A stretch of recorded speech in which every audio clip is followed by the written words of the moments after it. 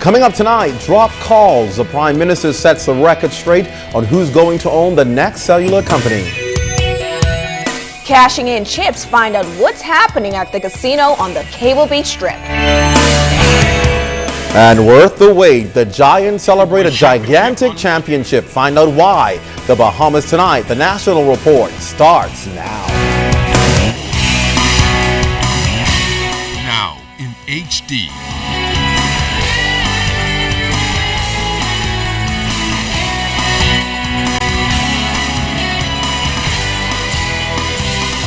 ZNS Network presents The Bahamas Tonight. This portion of the news brought to you by BTC Every Day. The Prime Minister says Bahamians and not government will have a major stake in the country's next mobile company. Good evening, everyone. I'm Charisma Robinson. And I'm Clint Watson. It's great to have you with us. Well, Prime Minister Right Honorable Perry Christie today topping the news. He sets a record straight regarding the government's mandate for the company that will be successful to compete with BTC for mobile service. Mr. Christie says the dailies got it wrong by concluding that the government is seeking to purchase shares in any of the companies. For Bahamian investors to own 51%, not the government. The government will retain its ownership in BTC for the time being, and the government will spearhead the liberalization process, where we say a real special effort was made to place Bahamians who are owners in the pension funds of the country, to have those funds invest towards making up the 51%. And so clearly what we're saying is the foreign partner will be a foreign strategic partner with the management of the company, probably in all probability. That is it. Now, the government is only a bystander in the process. Mr. Christie says a special task force, along with PricewaterhouseCoopers, will be overseeing the process. He said after this, IRCA will oversee an auction and then a decision will be made. The Prime Minister says he hopes to make an announcement around May. Mr. Christie also admitted that he was somewhat surprised that there were no Bahamian companies bidding for the license. They had a venture of a Bahamian and an English company, but it appears that they have decided not to go further in this. Let me just say that the companies, Cable Bahamas, we know, exists here with infrastructure in the Bahamas. Digicel is a mammoth company around the world and big in the Caribbean. So therefore we expected Digicel to come in. And then there's the Virgin company.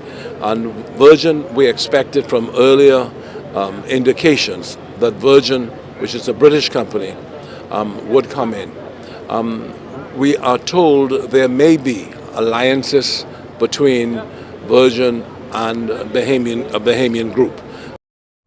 CEO of the Bahamas Chamber of Commerce and Employers Confederation, Edison Sumner, says they're concerned with how government policies are rolled out, in particular the immigration policy and the impact it will have on the country's economic climate. We're looking at the revision to the or our position as it relates to the immigration policy. The Chamber has had some positions on that. We are revisiting our positions to be sure that they remain consistent with what we had projected previously. Looking at the new implementations of old policies, essentially. So we want to ensure that the immigration policy stays in line with what we had talked about with the immigration minister some time ago, and that is not going to be something that's going to be to the detriment of business in the country. In preparation for the highly anticipated opening of the $3.5 billion Bahama resort next month, the Crystal Palace Casino closes doors today. That's right, Charisma. As a result, about 55 employees will move into new positions at the Bahama Casino and Hotel, which developers say will be the largest and most exciting casino in the Caribbean. The Bahama Casino and Hotel will have a 1,000-room hotel and a 100,000 square foot Las Vegas-style casino. The beachfront resort first opened as the Cable Beach Casino in 1983 and was rebranded as the Crystal Palace in 1988 under the ownership of Carnival Cruise Lines. Bahama purchased a property in May 2005 from the Ruffin Group. Well, diplomatic relations between the Bahamas and Cuba were further strengthened today as officials from both governments signed onto a bilateral agreement.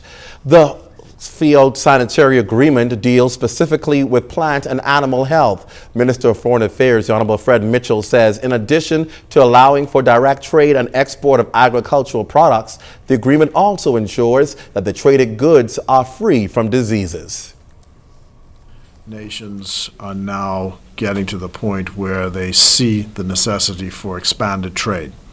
And this applies even to our neighbor to the north in the welcomed change toward their relations toward Cuba.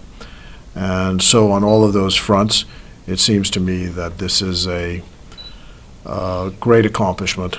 We know the agriculture is an issue of national security for both our country.